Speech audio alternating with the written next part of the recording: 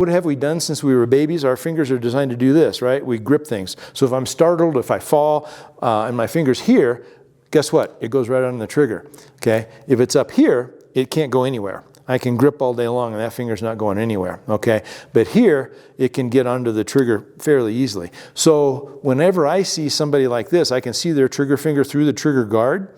I'll always say, let's get that finger up higher, okay? Get it up here. And then you can't see it through the trigger guard.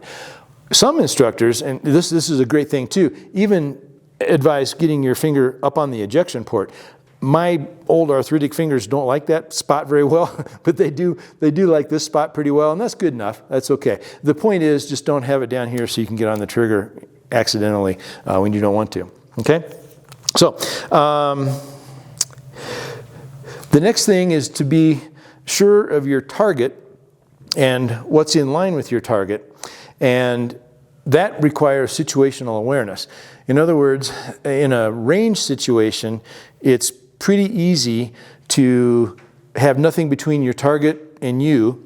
If this is my target, there's nothing in between me and my target because we create that environment artificially.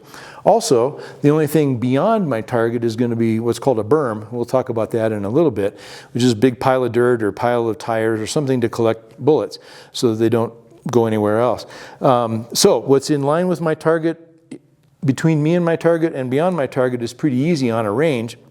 In a real life situation, like hunting, for example, or in a wilderness situation, you want to absolutely be sure you know where your hunting partners are, where other people might be that are, maybe they're dirt biking, maybe they're hiking, whatever. You want to be sure that you're having situational awareness so that if you see a deer or an elk, but somebody is hiking near you in between those, that you pass on that shot. And I've passed on a lot more shots than I've taken just because there was a chance that either my hunting buddy or somebody else that I saw was in the vicinity could be in line with my target. So you want to be very, very hyper aware of what's in line with your target and what's beyond it. Now, on the range, we make that so easy that it's easy to kind of have almost a training scar such that you don't think that that's super important because on the range it's so easy.